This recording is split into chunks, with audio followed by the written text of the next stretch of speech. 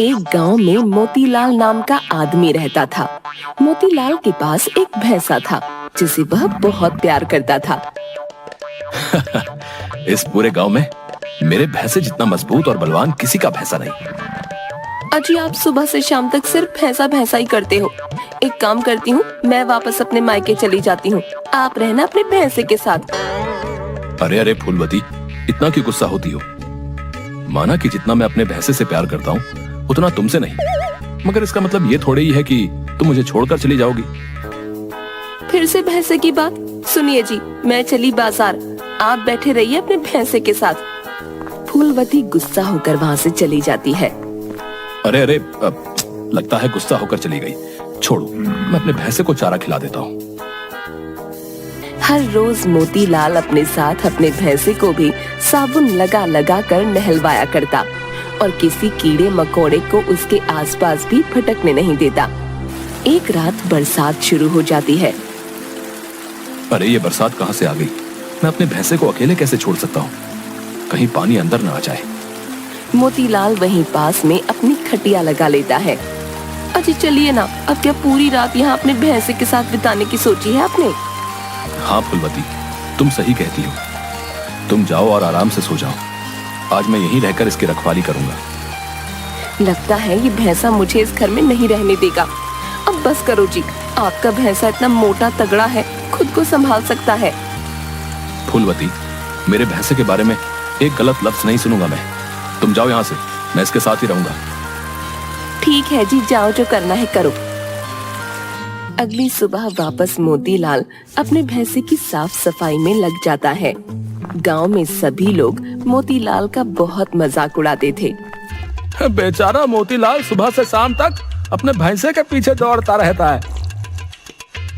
ऐसा लगता है पिछले जन्म का प्यार हो। एकदम सही भाई, भैंसे के साथ रहते रहते मोतीलाल भी एक दिन भैंसा ना बन जाए। वो सब छोड़ो, सोचो बेचारी पत्नी का क्या होता होगा। उसे तो ऐसा लगता होगा जैसे उसकी सौतन आ गई घर में।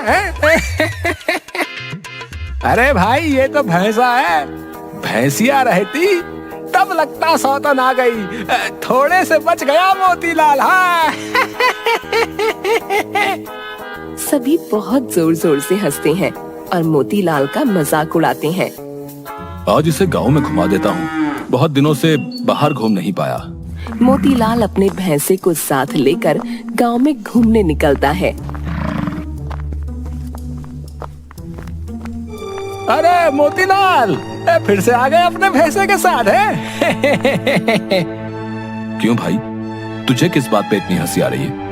हाँ, मैं अपने भैंसे के साथ हूँ, बोल तुझे क्या दिक्कत है?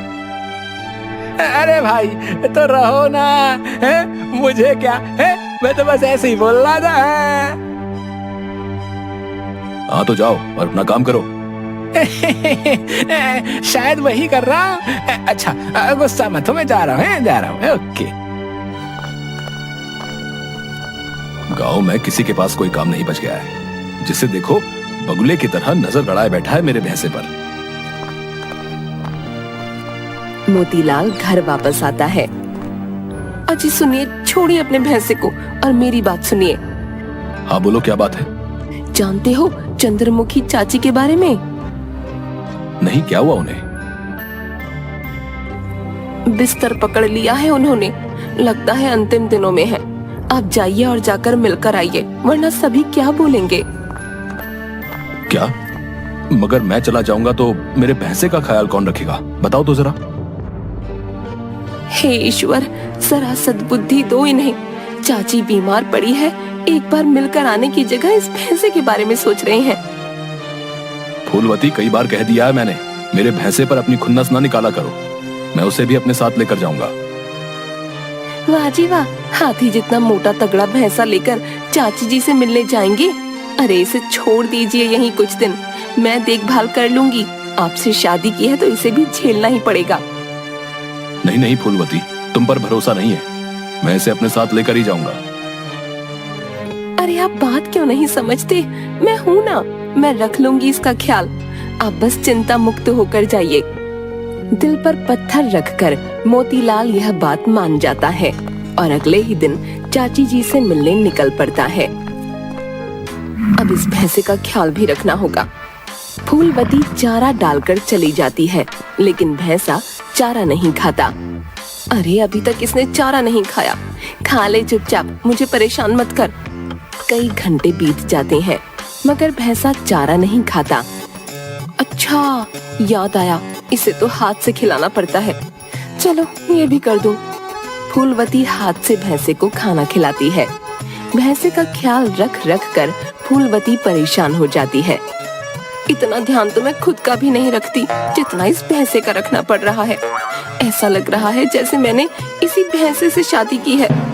फूलवती भैंसे को चारा खिलाकर अपने काम में लग जाती है। तभी एक आदमी आता है। नमस्ते भाभी जी, मेरा नाम मूलचंद है, मैं पड़ोस के गांव से आया हूँ। हाँ जी बोलिए, क्या बात है? मैं इस भैंसा को खरीदना चाहता हूँ। इसके लिए आपको मैं लाखों रुपए दूंगा। क्या सच में? हाँ, अगर आप चाहती हो तो बताइए। फूलवती सोचती है, इस भैंसे की कीमत लाखों में है। बाप रे, मैं तो इसे कोई काम का ही नहीं समझती थी। क्या हुआ भाभी जी, बोलिए। फूलवती सोचती है, वैसे भी इस भैंसे से तो मैं परेशान हो ही चुकी हूँ, बेच ही देती हूँ और लाखों रुपए देखकर तो वो भी खुश हो जाएंगे और मुझे कुछ भी नहीं बोलेंगे। फूलवती भैंसे को अपने साथ लेकर आती है। जी भैया, ले जाइए इसे और मुझे पैसे दे दीजिए। मूलचंद फूलवती को पैसे दे देता है और भैंसे को अपने साथ लेकर चला जाता है।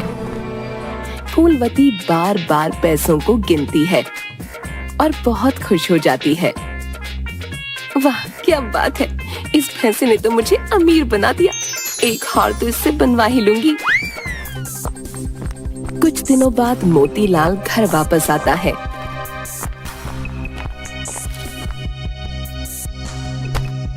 और तुरंत अपने भैंसे को देखने जाता है। फूलवती, फूलवती, कहाँ हो? अरे मेरा भैंसा कहाँ है, जरा बताना।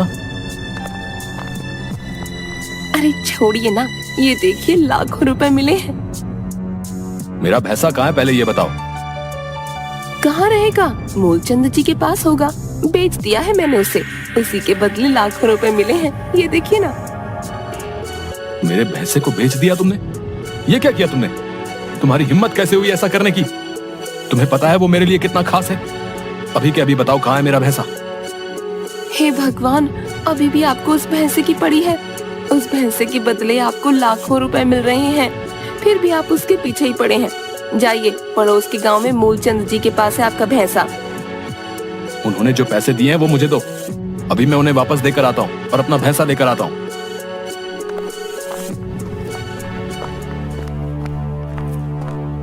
फूलवती सारे पैसे मोतीलाल को वापस देती है। मोतीलाल पड़ोस के गांव में आता है और मूलचंद को ढूंढता है। आप अपने पैसे वापस ले लीजिए और मुझे मेरा भैंसा वापस कर दीजिए। मेरी पत्नी से गलती हो गई। अजीब लोग हैं, पहले तो मान गए फिर वापस मांग रहे हैं। ऐसा नहीं होता। नहीं, कृपया मुझे मेरा भैंसा वापस कर दीजिए। ये लीजिए आपके पैसे। लाओ भाई, 2 पैसे और ले जाओ अपना भैंसा। जब देना ना हो तो सौदा करने की कोई जरूरत नहीं। अरे भाई माफ करना, गलती हो गई।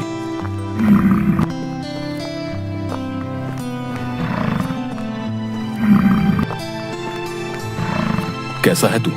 सब ठीक तो है ना? मुझे माफ कर दे, मुझसे गलती हो गई।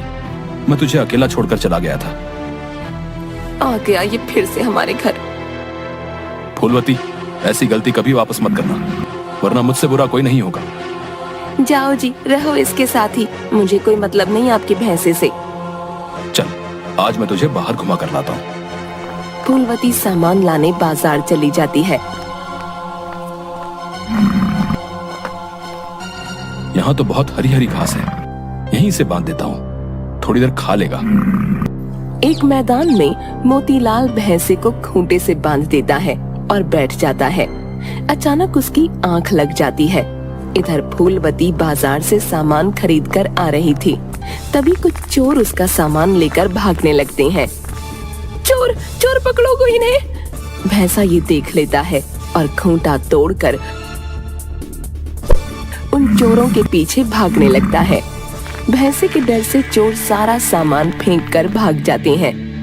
वाह, आज तो तूने कमाल कर दिया, मेरा सारा सामान चोरी होने से बचा लिया। मैं बेकार ही तुम्हें निकम्मा समझती थी। अब फूलवती को भी भैंसे से प्यार होने लगा और उसके साथ उसने बुरा बर्ताव करना बंद कर दिया।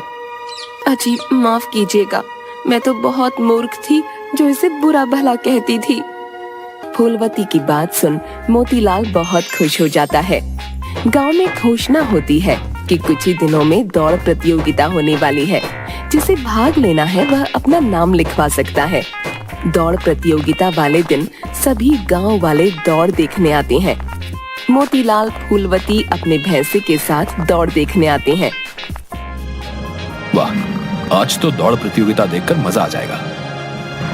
मोतीलाल वहीं पास खड़ा होकर दौड़ प्रतियोगिता देख रहा था।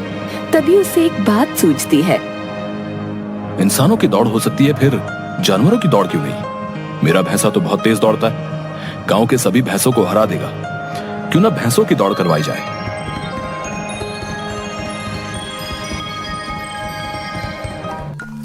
मोतीलाल ये बात गांव के सरपंच को बताता है। गांव के सरपंच को योजना अच्छी लगती है। सरपंच जी, हम सभी को टिकट भी दे सकते हैं और उनसे पैसे भी ले सकते हैं। इससे अच्छी कमाई होगी। सरपंच अगले ही दिन गांव में घोषणा करवा देता है, भैंसों की दौड़ प्रतियोगिता होने वाली है। सभी भैंसों की दौड़ प्रतियोगिता सुन बहुत आश्चर्य में पड़ जाते हैं और पैसे देकर टिकट खरीदते हैं। मोतीलाल अपने भैंसे को मैदान में उतारता है। कुछ ही क्षणों में मोतीलाल का भैंसा दौड़ प्रतियोगिता जीत जाता है। सभी बहुत मजे से प्रतियोगिता देखते हैं। कुछ नया था, इसलिए दूर दूर से भी सभी लोग भैंसों की दौड़ प्रतियोगिता देखने आने लगते हैं। वाह वाह, क्या बात है! ये मोतीलाल का भैंसा तो सभी को हरा देता है भाई, हैं? इसे हरा पाना तो बहुत मुश्किल है भाई, हैं? हाँ भाई, बात तो सही कही तुमने। इसे हरा पाना भाई किसी के बस की बात नहीं भाई। इस तरह बहुत अच्छी कमाई शुरू हो जाती है और सभी अपनी अपनी भैंसों को दौड़ प्रतियोगिता में लेकर आने लगते हैं। मोतीलाल का भैंसा बहुत प्रसिद्ध हो जाता है। भैंसों की दौड़ प्रतियोगिता देख आसपास के गांव वाले भी ऐसी ही प्रतियोगिता करवाना शुरू कर देते हैं। वाह मोतीलाल, कमाल की सोच थी तुम्हारी। आज देखो, इन भैंसों की दौड़ देखने के लिए लोग कितने उत्साहित रहते हैं। धन्यवाद सरपंच जी।